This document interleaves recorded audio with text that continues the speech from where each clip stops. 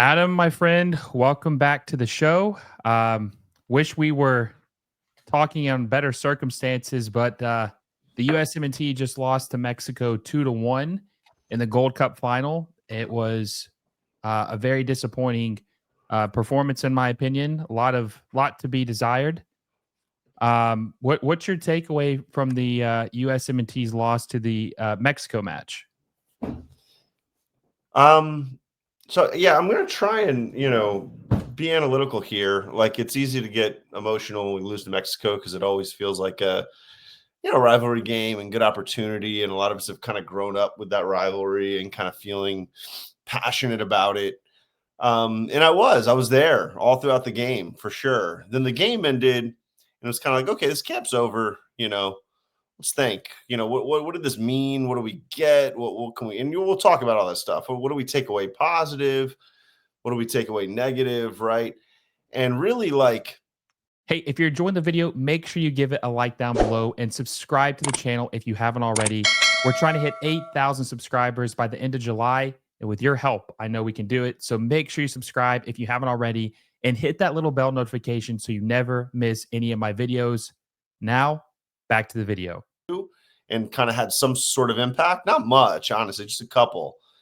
And really, that's kind of where my brain went, Will, is I was kind of like, this is just going to be a thing where like a couple player emergences might have a little bit of an impact on next year. Hopefully, I hope there's not too much more than that. But at the end of the day, like you saw the U.S. soccer PR machine was at work on the announcers, bro. Oh my God. Like I couldn't take more than 5 minutes of the post game. Like in the pregame, like this team has reignited the passion of a fan base. And I'm like, maybe, but like, I don't get why. Like we're like getting jacked up because we're beating Guatemala. Like, is that really what's happening? Like, and they're like, this group is, yeah. And I'm like, guys, maybe I've just been a USMNT fan too long, Will, but I can't get pumped about beating Guatemala 2-1. I can't, bro. I can't get pumped up about beating Haiti 2-1, like by the skin of our teeth. Like Saudi Arabia 1-0 and like a dull drug, like getting outplayed by Guatemala for 70 minutes. Like, I don't know, man. Like, it should, like, once again, like, I like watching the games. It's fun, even when it is. If I don't care if it's U17, U20, Olympics, like, I watch and I get jacked in the games. Like, and me and my son were like so angry on that second goal. But, you have to step back from that and be analytical. And when I do, I mean, gosh, the hyperbole. Oh my God. We're back. It's like, what? We haven't even seen our best players play. Like, I have no idea. We're not back. No. And I agree. I mean, it's funny. It's like, especially like more specifically this match, which we'll break down the camp, but you just really saw the fatigue, man. Like these guys are just so tired. Sure. Like the first, like, what would you say? Maybe 15 minutes, they were guns blazing, looked really active. They were going for it. Obviously, the header by Richards in the 5th minute. I thought you thought like, okay, maybe we can pull this off. Maybe we can. But then as the game progressed and Raul Jimenez scored that goal, I think the 27th minute, it's like it sucked all the air out of the room. And we were just chasing the game the rest of the match. And we just looked so tired, man. Like every single player in the starting 11, maybe outside of Matt Freese, because obviously he's not running as much, looked gassed. And it's because Pochettino has not changed the starting 11 in the last 5 or 6 games. It's the same starting 11 every single match. And what was it, like the first, I'm trying to remember when the friendlies were. I want to say it was early June. So they've played like 9 matches in the last 30 days. That's crazy. And the biggest one is 3 matches in the last week, pretty much. Yes, right? exactly. That's the biggest one. Is like you get to the knockouts, and it's a similar story to last World Cup, where whether or not we beat Netherlands, probably not, but like we were dead too. I mean, we were so dead. The way we were playing and the minutes the load we were putting on everyone, and the sad part is like in the World Cup we had to do that just to advance. Like we couldn't and we had no depth. We couldn't really sit those guys. what was sad is like we didn't need to play all these. If this is your lineup, right? Okay, I have problems and I disagree with it. We don't even have to get that hard into that. But if that's actually your lineup, then don't play them all in the Haiti game. That doesn't mean anything. Like we'd clinched, whether we're second or first in the pool. First of all, if you don't think you have enough guys to beat Haiti, like that's a problem. Like we've beaten Haiti for decades and decades and decades with every single rung of our roster for decades. Just like let your guys rest, like make a sub before the 80th minute against Guatemala. Yeah. So, I mean, a lot of issues, which we can get into with Poch and his kind of tournament management. But my big overarching takeaway, Will, is that like it just didn't matter that much. And it's like being way overhyped because naturally they want people to get jacked up about next year, right? And Pat McAfee doesn't know soccer, so he watches and he's like, oh, I'll check this out. And man, that was fun. And I'm glad he did. That's cool. It gives exposure. Like, no problem with it. Great. Luna was on his show. I watched that. That was super fun. Like, all good. But like, as somebody who's a very informed fan and lives and dies, 12 months a year with this team, like, I just, I'm not going to like totally poo-poo it and say that sucked. I'm a curmudgeon. No, like I'm watching, it's fun, but like, don't expect me, if you want my honest analysis here, right? Like you want me to be truthful, don't expect me to come on here and be like, man, a lot of takeaways and the grit of the team is back. And it's like, yeah, okay. I mean, we played gritty in some of those low-level CONCACAF games. There was a little bit of that fight tonight. Like, but that's like total narrative to be like, oh, it's back. The fight is back. Like, oh, yeah, I think that a guy like Diego Luna has a little bit of that spark that we've been missing. To say he brought it back all himself, like, I don't know about that. That's a little over the top. Tillman was pretty feisty, I thought, this whole camp and showed some stuff we haven't seen from him, not necessarily just in terms of the chance creation, but the defense and, his ability to, I think, play two ways and not back down. And so, like, once again, good stuff. Let's not go crazy here, No, I agree. And, that's me and you've been talking about this for weeks. I'm talking about this with other people. I mean, every game would pass, and I would just keep saying, I mean, yeah, we won. I still don't know what to make of it, right? I mean, it doesn't really tell us anything. I think that one of the biggest things that they wanted to know is if all these players who were mediocre could be depth pieces, and a lot of them have answered that question. We knew probably the whole time that some of these guys had no business even being in I mean, this was almost as bad as a Camp Cupcake level roster with a few quality players in it, not completely bad, but a few good ones. I just think that, man, our depth is a big question mark. That would be my takeaway, honestly, is our depth is looking very bad right now. And like you said earlier, the Netherlands match, our depth got exposed. Guys played too much. We got ran off the field. We never had a chance. And that's scary as hell heading into the most important cycle that we've ever had, just based on the expectations we were supposed to have, where it's at. I mean, that's scary, man. Honestly, Adam, that is scary that we still have so many holes. And my other thing I was really thinking about on my drive home tonight, I was watching the game at my wife's parents' house, and the drive home, I was kind of like, is the Gold Cup dead? Like, it's not dead in the region, but is it like dead for us? Like, are we just punting forever here on out on the Gold Cup? Is that like what we're doing? And it's just like we're all in on the Nations League. And if so, then like, and I get we got Copa last year, and like maybe that'll continue. That's not for sure at all, right? I mean, we might not be in another Copa for 8 years. Like, so like where are the USMNT players supposed to test themselves together in a World Cup simulation, right? If the Gold Cup is not what we're going to do. When, like, Mexico's bringing their, like last I checked, Raul and Edson play in the Premier League. Like, yeah, they're here. Like, they've got a World Cup next summer. Like, and the Club World Cup thing is excusable, and I get it. And I don't think much those guys could do to control it from what I know, but like, this is the third straight where like everybody just kind of has opted out. and it's like, oh, we'll do this other thing, the Nations League, which to me is fine, but it's not at all. One, it's a shorter camp. Like these guys have been together for how long now? Like over a month, right? Like Yeah. month 8 and games. a month and like playing a lot together. And once again, even though the level of comp overall is low, in my opinion, it wasn't for the friendlies. The Mexico game probably felt pretty big tonight and would have if a lot of our key guys were there. And there's a lot, and so I heard people before the game, the announcers were saying like, this is great. They get to test themselves together, and there's a lot you can learn and bring to next year. And I'm like, who? Like Richard? Like there's like 4 guys that like ideally there's like 4 or 5 guys that are bringing this to next year.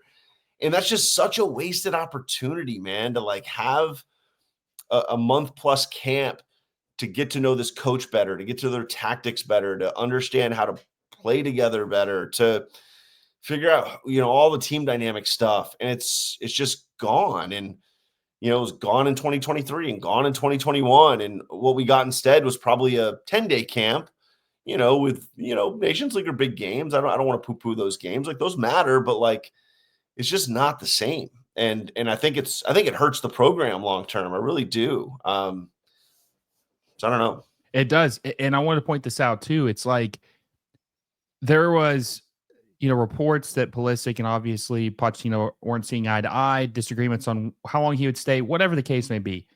But my concern, Adam, is that these guys are Pochettino's guys because they showed up, they built chemistry, a relationship with them. Me and you talked about how Poch doesn't go, visit this guy in Germany, that guy in England. He's not much of a socializer when it comes to that. So this is the most probably contact that he's had with any of these players. For sure. And he's obviously going to have a bias towards them because they're the guys that showed up to him and he knows them, right? And that's an issue because, like you just said, this could have been an 8-game camp where Pulisic and some other guys, which I don't want to hash that too much because we're beating a dead horse at this point, but I just want to touch on it briefly about the other guys who could have built a relationship with Pochettino.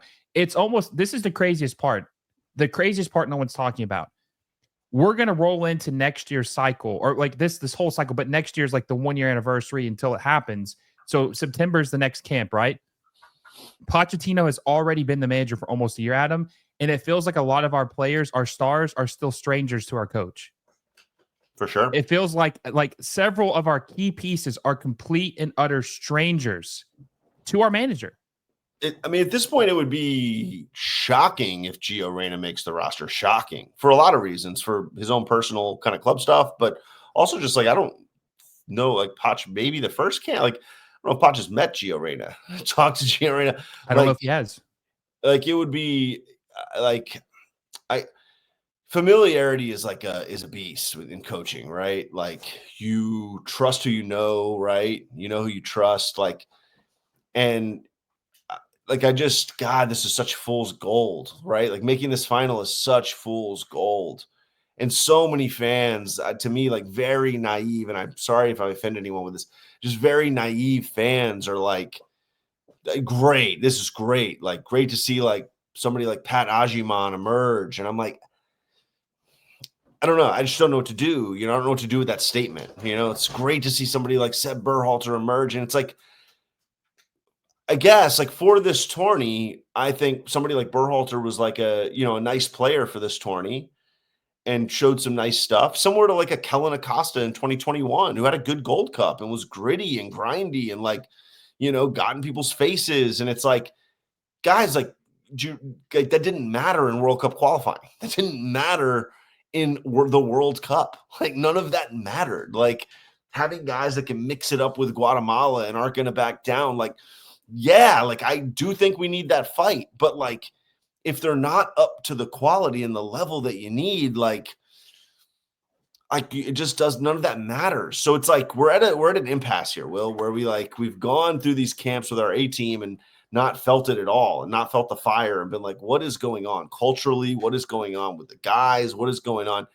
But now we have this other thing where it's like, okay, yeah, like, and remember, we haven't seen any of those guys really play against we've seen them play against bad teams. They've like smashed Uzbekistan and Oman. Like we've seen that stuff, like I don't need to see the 4-0. Like, so I just don't want everybody to overweight games against teams in the, 80 to 140 range in the FIFA World Cup rankings and like say and elevate guys in their minds because of that. And that's what's kind of happening.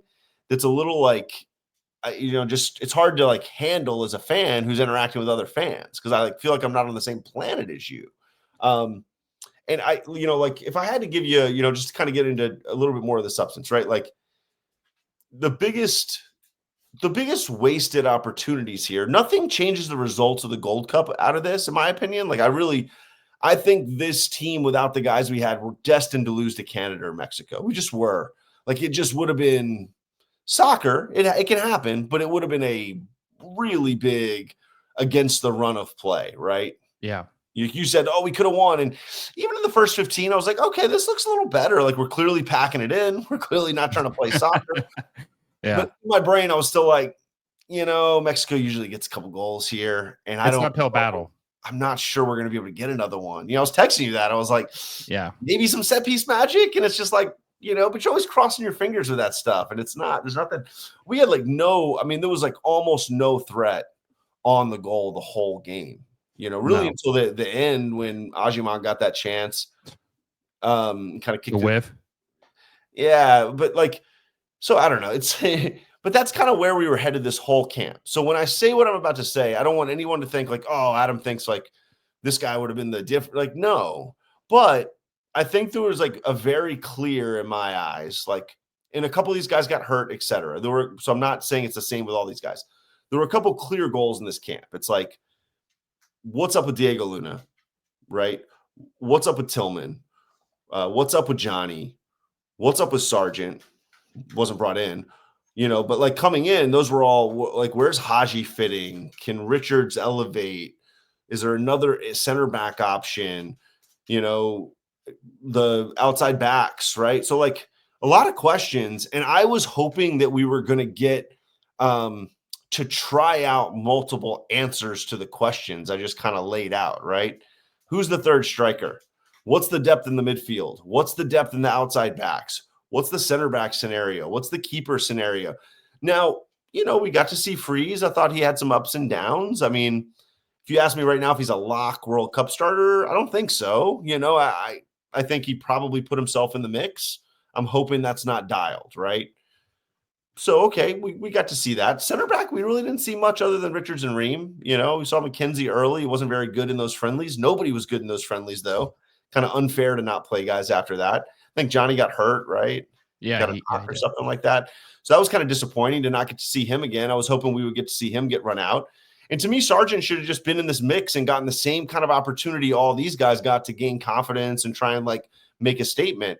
And him not being there at all, for whatever the reason is really disappointing because I agree the 9 spot isn't great, but like certainly of the guys in the pool, Josh Sargent, somebody who has the potential to be a guy, showed flashes with club to be a guy who could actually help us. And so once again, like for me, I'm not investing minutes into Sargent if Pepe and Ballo are the options because I want them to get as many minutes with our team as they can before next World Cup. But they weren't here, right? Yeah. You just went 650 minutes of Pat Agyemang in the camp. It's a lot of minutes, bro. Guy scored 1 goal. Like what? Like, okay, you got a ball deflected off him two. Even if he scored 2 in 600 minutes, that's insanely low-level production, right? This is the same stuff people have been saying about Sargent. We can't bring Sargent. He never scores. Sargent's played 200 minutes in 2.5 years. Pat Agyemang just played 200 minutes in a week. Like, right? Isn't that crazy? Played more. Pat Aiman, he just played over 250 minutes in the last week. He literally just got more minutes and against worse teams than Josh Sargent has gotten to play again. So, no, Sargent hasn't scored, but like I can't guarantee you he would have scored this camp, but I would have liked to have at least given him a chance because, you're running out one guy at one spot and giving yourself one look for a month when it's like, why not give Damian Downs a start at least? Would it have been better? I actually don't know, but I do know that you should be trying stuff out because this was very low stakes at the end of the day. It really was. Very low. I agree. No, well, I was going to ask you this too because like you're kind of like going into it like about players would stock up, stock down. You just laid out a bunch of players who you're disappointed with. You like to see. I want to touch on Sargent real quick because you brought him up. Sargent got a lot of flack, right, for just not delivering for the USMNT. I would have taken him in a heartbeat over anything we have right now. I don't care if he didn't score a single goal in the 9-8 matches. I would have rode him every single game just to see what he could do. And, obviously he does pretty well at Norwich. He's a very good striker. Agyemang's not even a good striker for Charlotte. So I would have rather seen him play with this team, like you said, and who knows, could have been a lot different, right? And I think that we would probably both agree, talent-wise, not production for the USMNT. We're talking about talent, what they do with their club, and everything in between. Sargent is probably the third most talented striker we have. Yeah, I mean, for club for sure. And listen, like the national team thing, the problem with Sargent and what hurts him is that we've seen him with the national team since he was 18, right? Like the time period that people are talking about when he quote unquote didn't score, he was like 20 to 22 years old and not scoring for club at all. And I wasn't a big proponent of Josh Sargent at that point, just being honest. Like I was kind of like, this guy needs to figure it out. But he went back to club, right? Like in the championship, which is a solid level of comp, right? It's not blowing the doors away. And he's bald, right? And a bunch of people out there, just to show you how crazy to me this universe is that we live in here, like a bunch of people out there are like, he's got to start. And I'm like, whoa, slow your roll. Like in the last year of my life, I was like arguing on that side. We got to see him first, guys. It's got to translate. And then like, I don't know how many minutes he got for probably got like nothing. He got like nothing and didn't score. He didn't score in like that Panama game where we didn't have the ball in our own like third, right? And like he wasn't good in that game for sure, but that was like it. And people were like, I'm done, never again. And I'm like, guys, he like came off the bench a couple times last year. He like, I think in that up to that Panama game, he had like 140 minutes or something, like 150 minutes in the whole cycle. And people were like, banish him. And the problem is like, okay, cool. Like if you got a bunch of other good options you want to try out, like I'm fine. But like you have Brian White on the roster. Like, what are we doing? Like well, it says that Josh Sargent in the Nations League, he only got 68 minutes between the Panama and Canada game. So it was all the Panama game. Yeah, it was. Yeah. He didn't get to play in the Canada game at all. No, and that was the game that Agyemang actually had to tap in. But like I do get like strikers' jobs are very much based on chance creation. I've always said that. And I don't think we did a great job at chance creation in this camp on the whole. And I do think that hurts somebody like Pat Agyemang, right? I do. I really do. And do I think there's a world where if we have better chance creation, he has 3-4 goals? Maybe. I still don't feel very different. I just don't. Because honestly, Jesus Ferreira scored 7 goals in a Gold Cup 2 years ago. Like it's not even really about that. Like you have to be able to understand opponent ability, translatability of what you're doing. Like all of that stuff matters. And I think that's hard for a lot of our fans. I think a lot of our fans, it's just very black and white. It's just like, are they working hard? And then what does the bottom line say? And so that's why I don't even think like my argument of 1 goal in 600 minutes is totally fair. But it's living in the same world everybody's living with Sargent, which is like he hasn't scored. It's like Sargent hasn't scored in 220 minutes against top 40 teams. Like, yeah. So anyway, let's do some stock up, stock downs. Who are your biggest stock ups if you just had to start there? Well, I would say my biggest stock up is it's no MLS guy. I would say Tillman looks great compared to what we'd seen before this cycle. I think that he's in the attack. He's the best out of all of them. That's what we've been craving for so long, just to see him replicate the productivity he has had at PSV, the Eredivisie Player of the Year. And I think that he's starting to come into his own with the USMNT finally, right? I mean, he's still young. So, I mean, I wasn't willing to throw him away like some people were, but I was skeptical. I was just waiting for it to happen. Makes you wonder what he could do when he's playing next to the A team with better teams. This version of Malik Tillman with the A team, what could he do? I think I'll give you 2 more. Chris Richards obviously looked really good. This is the best. And look, you have to take who they're playing against. That you have to take that in context, right? But he looked good. He looked the best he'd ever looked for the USMNT this camp.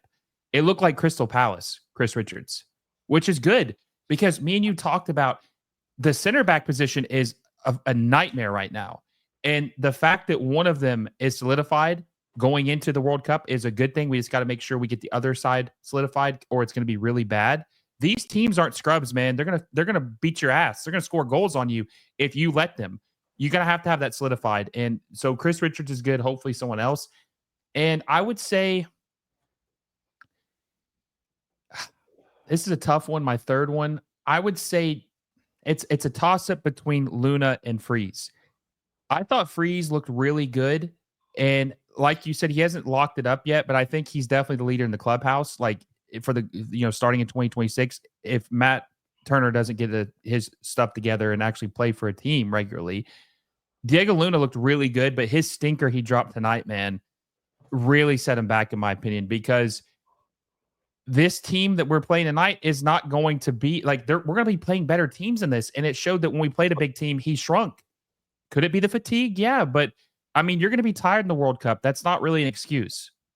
So I would say it's clear Tillman and Richards, then a couple steps down, then Freese and Luna are probably tied. I think Luna's. I'll give Luna a little bit more of a break. I think Luna's best role is going to be that kind of energy, kind of game changer type guy that can come off the bench when legs are tired, right? And he is just like a ball of energy, right?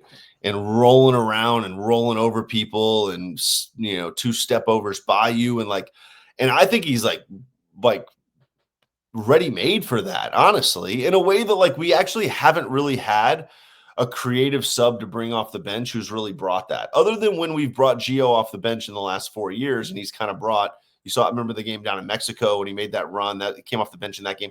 That's the only other time, right, that we've really had a viable game changer off the bench.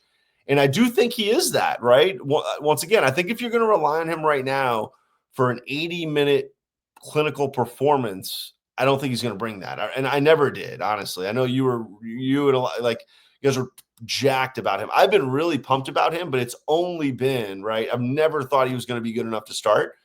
I've always kind of thought, yes, this is a guy when Kemi gets tired, when Pooley gets tired, you can bring in a 1-1 game, right? And it's okay, he can change the game a little bit. Which to me is, and there's some positional versatility, right? He's not a true winger, but you can play him in that tucked in winger role, or you can bring him in as a more of an attacking midfielder role. So to me, he was a big winner from the camp, honestly. And I was disappointed with the game tonight, but I came into the camp is it real, right? Is what we've seen over the last couple camps real? He had a nice Nations League, I thought, in terms of just what I just said, right? He wasn't the go-to guy, but he had a lot of energy, and it was looked like it, could translate. And I think it did for the most part, at least to this level of comp. Tillman, I think, is a good one. You mentioned that one. I don't have much more to add there. I think he very clearly established himself as a roster guy, which is a big stock up. And then, I mean, I'd say Freese's stock has to be up because he literally went from out of the picture to in the picture, right? So that just by definition is stock up.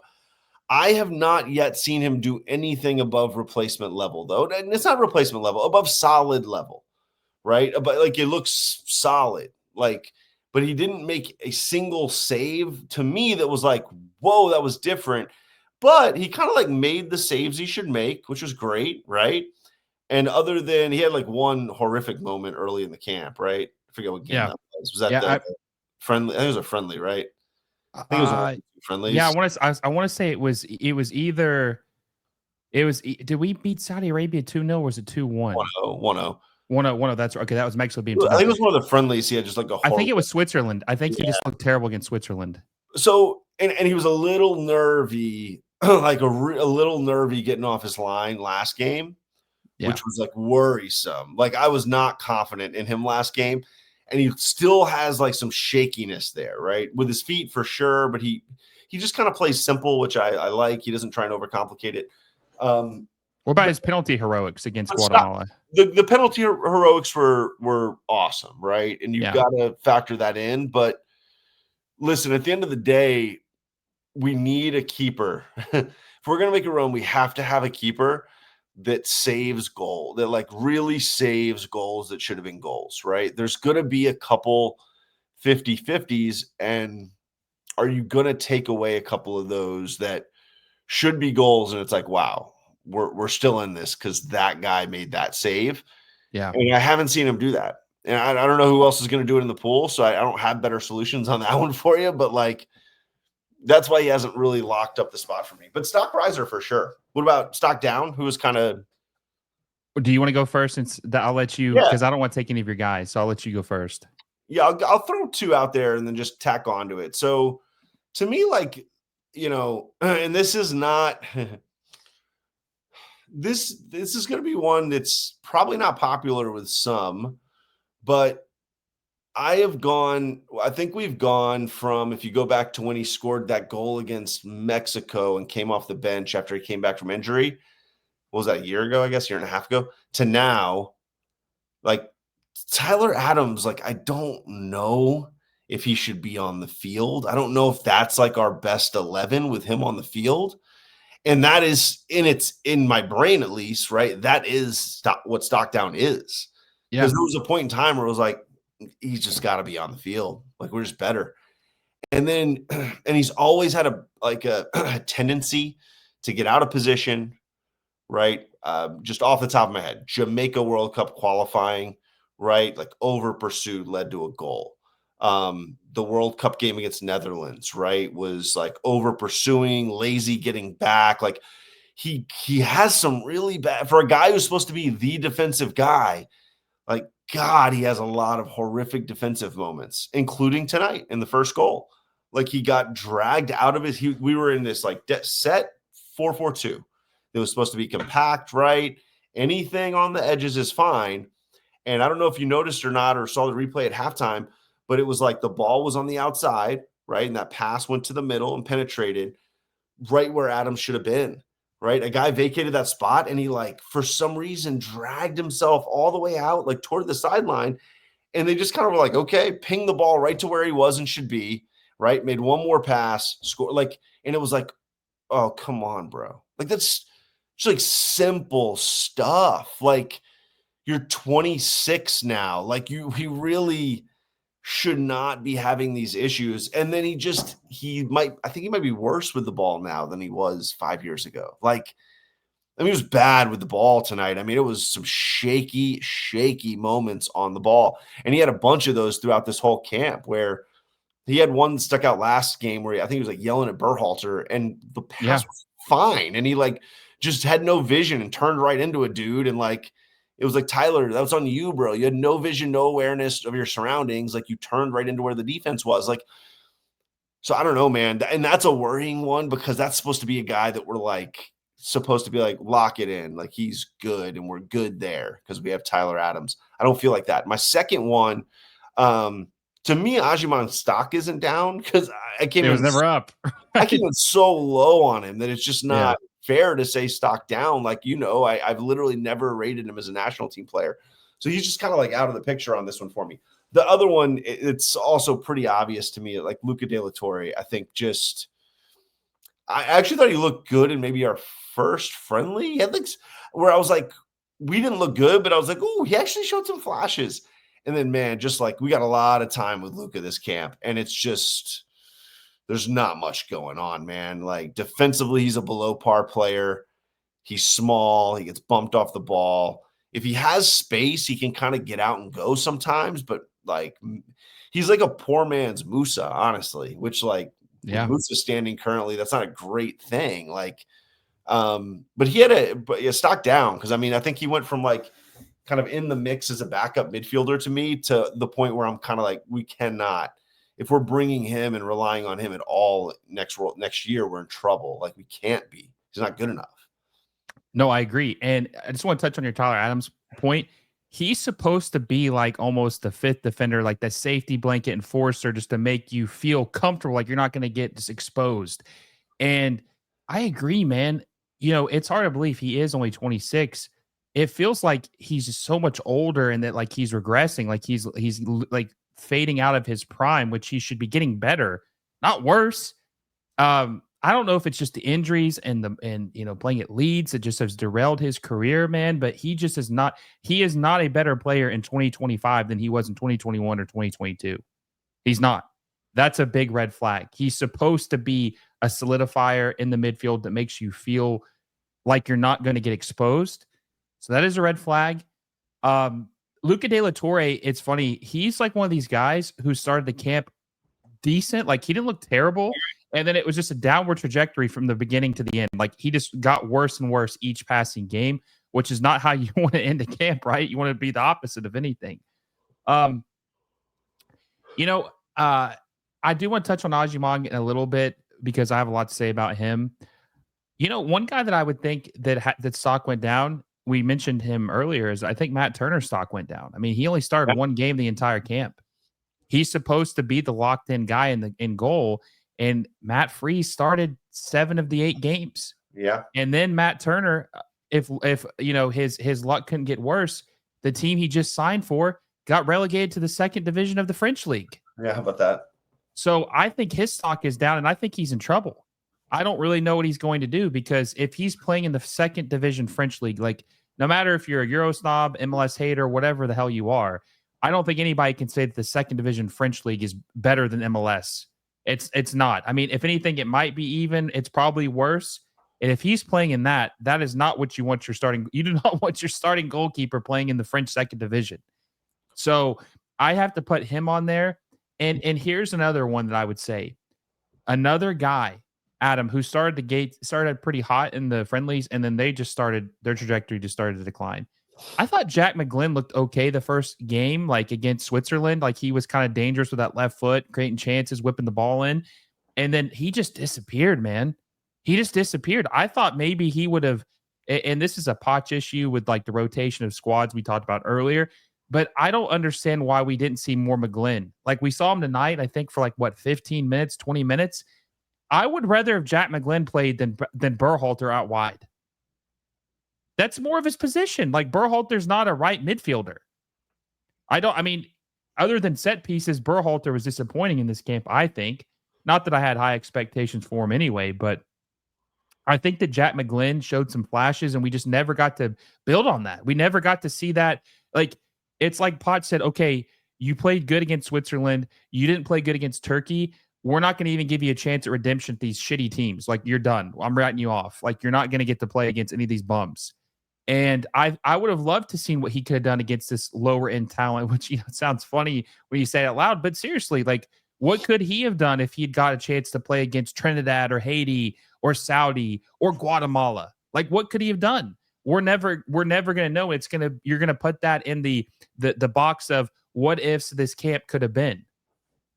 What could have been. And it's a very similar one to that for me is Paxton Aronson, who was in this camp. And once again, I just think there were a lot of opportunities to get guys on the field.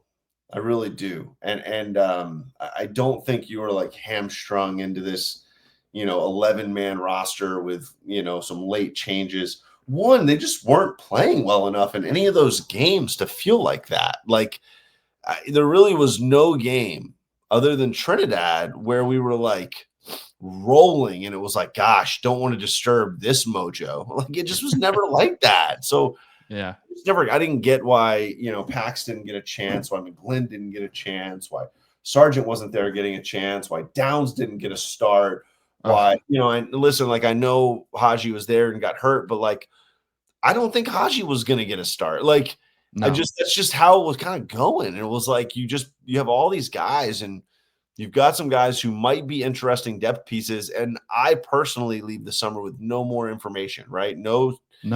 I'm sure he does with training, but like that is not real information. Like it just isn't. Like training is training. And it's like can be informative, but it does not mean, right, that like whatever. Like obviously Damian Downs is doing something worse in training. That's what I would imagine. Maybe there's a conspiracy behind it. I don't typically believe in that stuff. But I really just think like it's like, okay, Poch felt like Agyemang was a better option. And it's like, that's what he felt. And that's what he was showing him every day, et cetera, et cetera. And it's like, I guess I mean, at the end of the day, you made the wrong option, right? I mean, you played the 9 who like didn't get the job done. Like outside of a goal against Haiti, like did not get the job done in this tourney. You needed goals from your 9 in this camp. You just needed them. Like you had to have them. And more than anything, I think, especially with how you were playing, you needed a 9 who could like get involved and connect with Luna and Tillman. And, you know, I know you wanted to touch a little bit on Agyemang, like just being really analytical. Like there's very clear deficiencies in his game, right? And it's not just his feet, right? I think that's like relatively lazy. He does not have great feet for sure. He'll never have good touch. You just don't develop that at 25, right? Yes, doesn't have a good first touch. Yes, doesn't control the ball. Yes, here are the big things for me, right?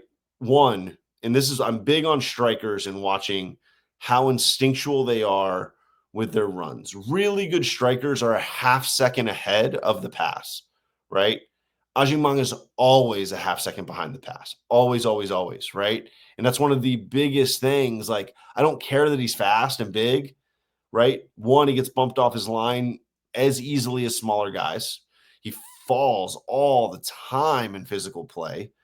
And like 3, like he just can't, he doesn't go by anyone. And it's not necessarily because he's slow, it's because his instincts don't have him in the right place at the right time, right? And then he just, if you're the US, right, where we're going to score is transition moments in the biggest games that we need to win. That's where we're going to score. We're not going to score by pinging it around in this pretty soccer. We're going to score because it's like, you know, we're playing a better team and like we're going to get on the break. And to do that, you have to do things like executing that pass that he missed to Luna, right, in the Guatemala game, I think it was. Like that is the moment you're going to get. It's like the ball is going to come to you and you're going to have a 2v1 or a 3v2 and there's going to be a gap and you're going to have to play the ball at the right time at the right moment. Or like we saw a couple times today, you're going to get the ball played to you and you have to make decisions very fast, right? If it's a Mexico level center backs, that is a half second faster that gap's going to close than Guatemala center backs. It just is, right? And it's the same thing for when we go to the World Cup. It's going to get a half second faster. So there was like a moment in the second half today. He didn't end up getting a shot, but he got a through ball and he just waited. Now I'm triple teamed. And a lot of average fans will look at that and they'll go, he was triple teamed. What the hell do you want him to do? And it's like good strikers make a decision drastically faster.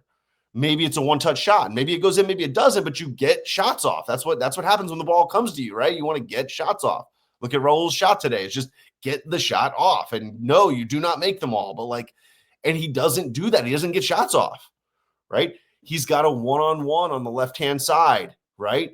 It's just a half second slow, and Edson Alvarez just steps over and kicks the ball away from him. Once again, a lot of people look at that and go, well, Edson Alvarez is a good defender. He just tackled him. It's like, no, Pat has no one-on-one ability, and he has no ability to see the field and make quick decisions.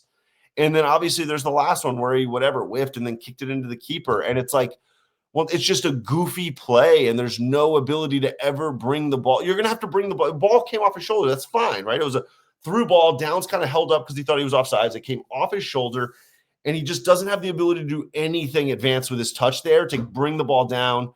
And think Luna's first goal from last game, right? Comes off the keeper, just like a really slick little touch to get it to his left foot and score, right? Boom, boom, right? That you have to be able to do that. And Pat never has that, you know, like he's not an instinctual player, right? So he's lacking in everything. He doesn't have good instincts. He doesn't have good touch. He can't make anything happen 1v1, right? He like is big, but he gets knocked off his line all the time. Like in hold up play, like he'll backboard and have some okay moments, but it's like, once again, people like conflate that. Even me, right? I said, oh, he had a good game, like 2 games, whenever that was. I was like, yeah. Because on Twitter, you're like, I don't know. It's like, no, he did. But literally all he did was like 4 times he like took the ball down and passed it to someone, right? Which is that's like the baseline for a striker, you know? Yeah. And he really never does that. It's the only game I've seen him do that consistently. So it's not there. I think he's going to really struggle in the championship. I don't see it at all. If he was a big brute force, he might thrive, but he's not. Like he doesn't score in the air from what I've seen. Like he never scores in the air. And that's like, if you're a big championship striker, that's what they think you're going to be, is like some guy who can go get in the box and like fucking get people off you and score goals. Almost like what DK did that year for, I forget who that was, Burnley or whoever he was playing for that year. Like DK was really good that year. He was fun in the championship. I think Pat's going to struggle. I think he's going to have a stinker of a year. No, he is. And I want to point that I'm going to give you a basketball reference. Having a striker who's 6'4", fast, and has no aerial threat is like Jaren Jackson for the Grizzlies. He's 6'11", 250, and he only averages 5 rebounds a game. Yeah. He doesn't do what you're supposed to do with this size. Like, he's not doing it. And Agyemang, like, I still can't believe that Derby paid $10 million for him, bro. That is crazy. That they're getting absolutely fleeced. I don't know what they see, but here's the crazy thing. Wild work. There's so much people coming. Like, it's really split, Adam, which is hard to believe. But, like, is there something we're missing, dude? Like, why are there so many people that are just so adamant and been like, yeah, man, you're just a hater. Patrick is a good guy. He's a good striker. You guys don't know ball. It's like, what are we missing something? It feels like I literally feel crazy. I feel like I must be. Like, Mauricio Pochettino is playing the guy 900 minutes in a year. And yes, a lot of people are. What makes me know I'm not crazy is there are enough or more people that see the same things, right? Yeah. I wish there was like a real neutral voice, right? And I thought Herc was kind of that for a little while in the USMNT world.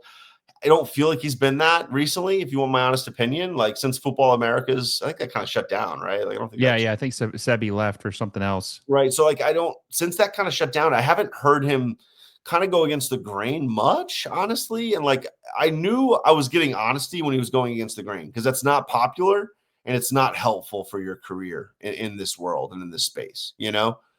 And that's like one of the things we're missing, is somebody who I really feel like is just honest. And I'm like, okay, what does that guy think? Because maybe that still is Herc. And maybe that's another reason why, like, Herc kind of liked him and kind of said, yeah, he's definitely in the mix of the third striker. But he has, you know what he is to me? He's not Jaren Jackson. He's like the 7-footer who, like, looks great in layup lines and, like, works out well. Maybe has good measurables, like good, but then you put him on court and it's like, holy crap, deer in the headlights. This guy's never played hoops before. Like, literally baby deer. Like, oh my God. And I'll give you a personal story and shout out to Wet if a Wet watches this. Sorry if I'm going to insult you, Wet. But we had this kid, Wet, who I recruited in my second or third year coaching, right? And he's this Eritrean kid in Africa.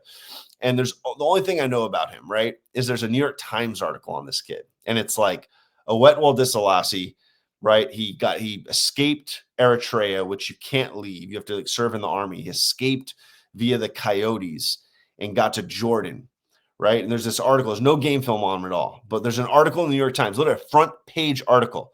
It's like the journey of Awet Selassie. And it's like the Jordanian national coach is quoted in it. Like, he handles like magic, shoots like Bird, competitive like Jordan. And I'm like talking to this dude who's like a former D2 assistant or something, or D2 assistant coach, who's like over there training.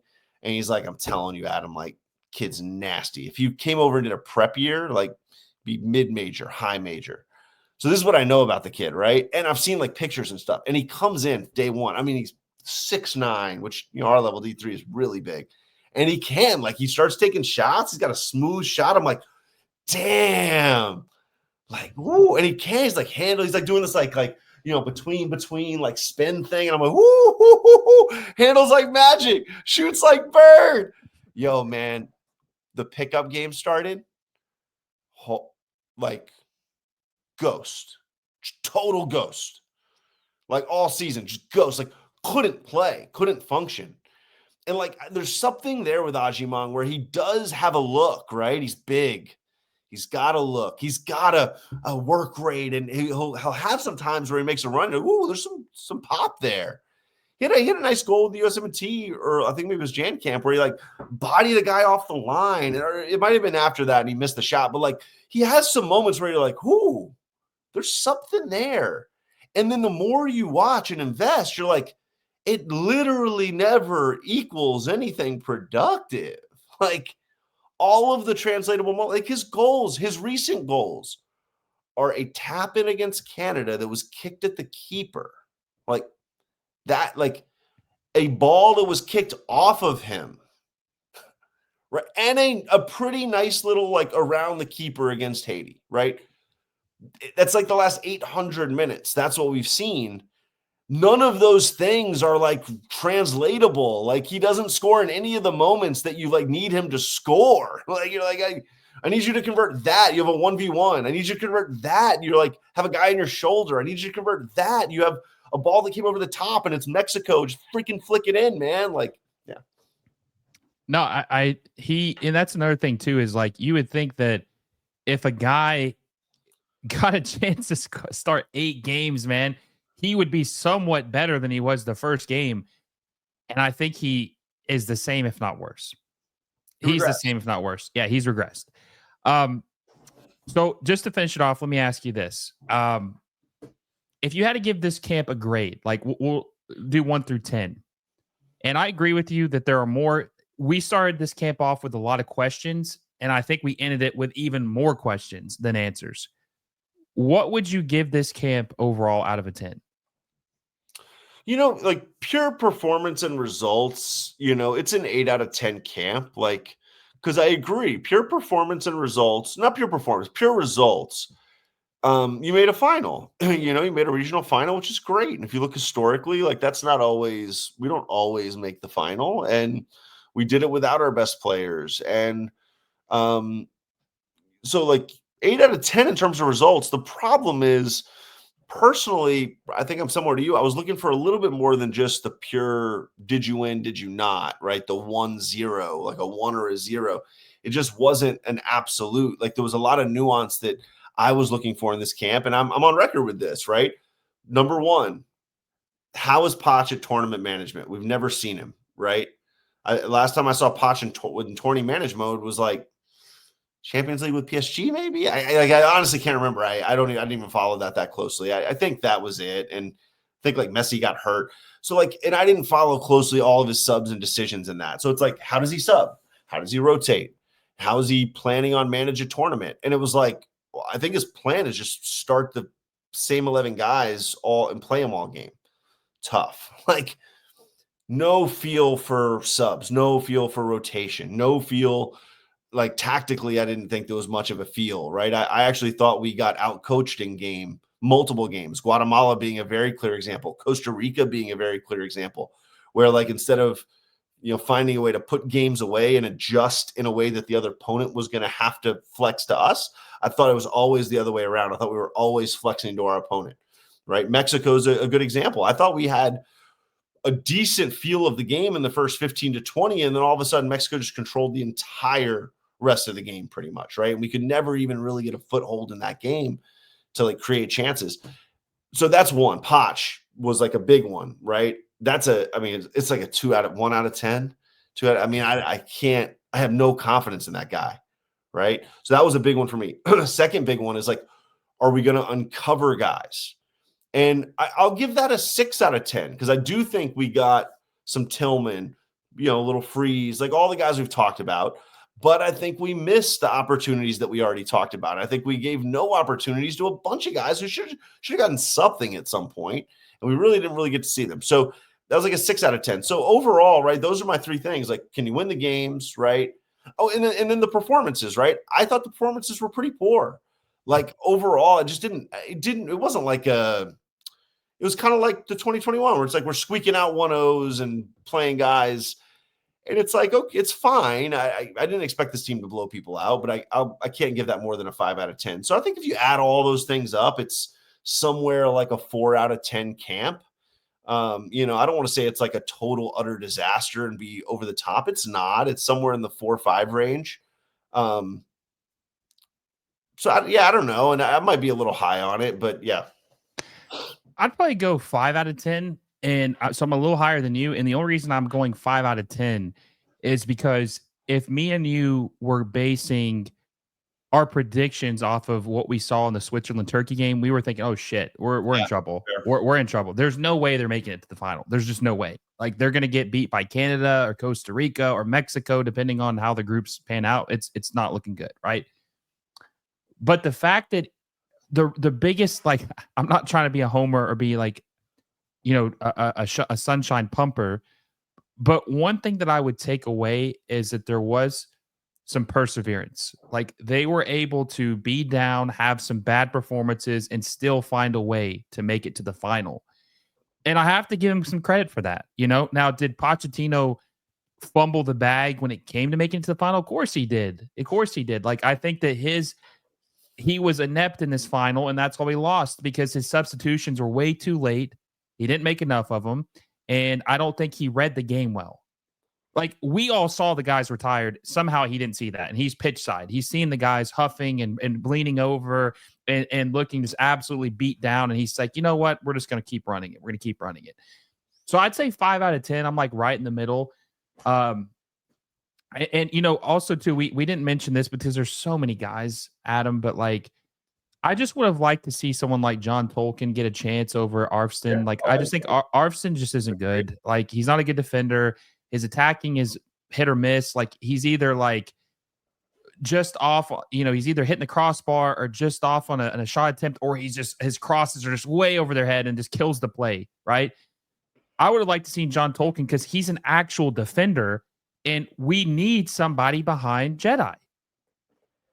I mean, we already have a guy behind Dest and Scally, right? That's going to happen, And I will say, I didn't mention this too. I think Freeman is one of the players I could say was absolutely horrible in the first couple games, who started to look a little better towards the end. He wasn't all disaster. Like, he looked like he improved a little bit, and he's only 20 years old. So you have to take that into account too, right? I would give it a 5 out of 10. We lost the final. Would have been nice to win. The reason why also too I won't give it a high score is because so many uncertainties heading into 2026, and it's just such little time to even get any answers. These next few camps, which there's going to be one in September, and there's going to be one in March, if I'm not mistaken. I don't think they're going to do a January camp.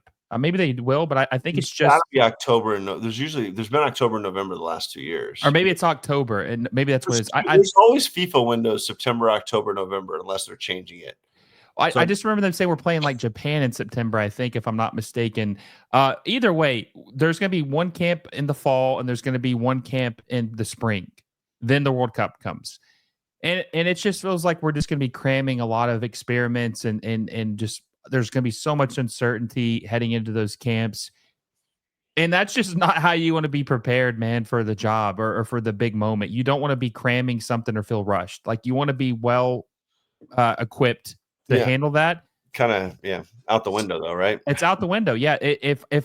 When you and I reacted to the broken news like almost a year ago, man, that we hired Pochettino, if we were told at that point everything that had happened between then and now, we'd been like, holy shit, dude. Like, that is not good. Like, this is a disaster. So for sure. I actually think we laid that out, to be honest. I think we laid out what could be a disaster. And it's like, well, a disaster, I don't think we really factored in the players just wouldn't come to the Gold Cup. Honestly, I just literally, that wasn't even in my brain a year ago. I was like, oh, we get the Gold Cup next year. Guys are going to want to come to that. Like, Nations League isn't in the summer. It's going to be the only summer thing. Like, guys will definitely come. And it's like, I didn't factor in the Club World Cup. I didn't factor in that guys would just be like so soft. Like, it just is soft, man. Like, but it's a disaster ride, right? 4 straight losses for the first time in forever.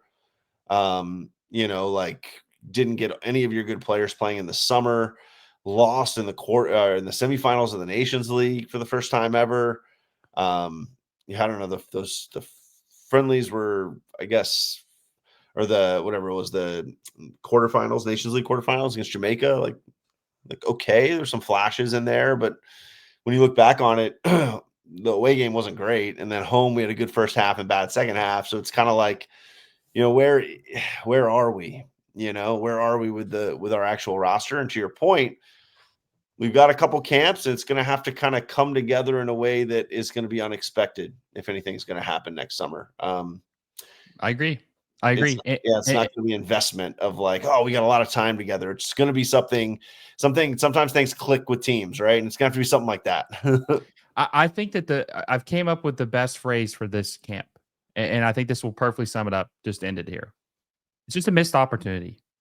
It's what it is. It's a missed opportunity, and can't get it back. It's over with.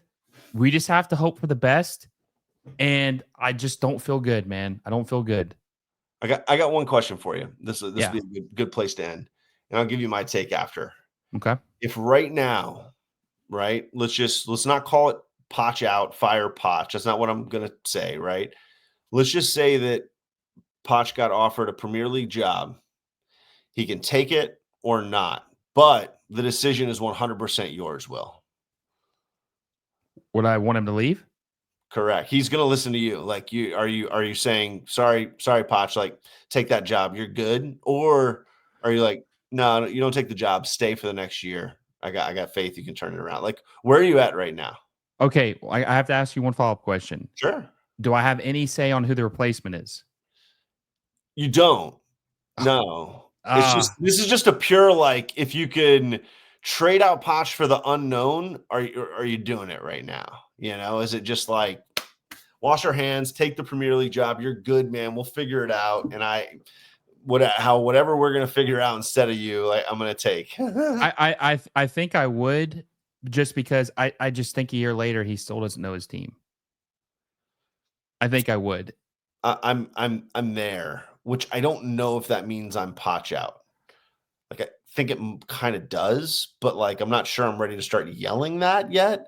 But I do think in my heart of hearts, I think that there is more of a chance of success next year if we go some other route.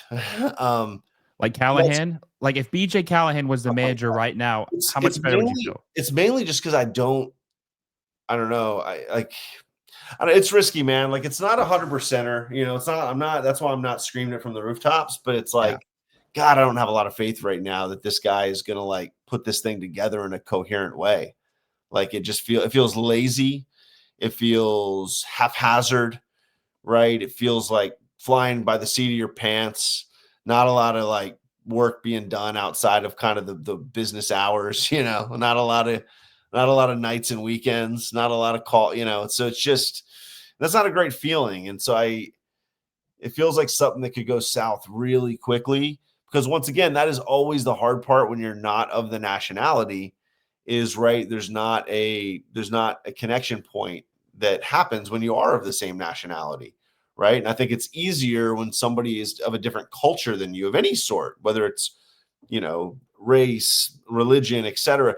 When there are differences, right, in core fundamental ways, relationships break down, and there's no investment in the relationship. That's a key piece of this, right? It's not just about the diversity, right? It's like, you're different and they haven't invested in you, and you don't like how they're managing it, and you tried to come for the friendlies and they didn't let you, right? Like, there's all these, like, what's that relationship with Pulisic now? Is that rocky? Is it is it icy? And then if that's, it's just, there's a lot of risk with Poch right now, man. Like, there really is. And yeah, like, would I rather maybe some, kind of what Morocco did, right? Where they just kind of brought in a former national team guy, and it was kind of like a safe, kind of like the kind of thing we didn't want, right? But it's like, and I can't believe I'm saying that. I can't believe we're at that point. It's not going to happen. So I don't think we really have to worry too much about it. I think we have Poch, and unless he does decide to go somewhere else, and we're going to roll the dice and see, dude. Well, I just want to touch on this before we go too. I don't believe Poch saying he didn't interview for that job, because why would he say he did? Why would he say he did if he didn't get it? That doesn't look good optically. You would never say that. No. So I don't put a lot of stock in him saying that. But yeah, man, we'll just have to see. We still have a couple more camps. It's the missed opportunity camp, man. And we'll just see if things can get corrected. There's still little time left, but not much of it. Before I let you go, everyone go follow Adam at Stan USMNT on Twitter and X. He's got good threads, good USMNT takes.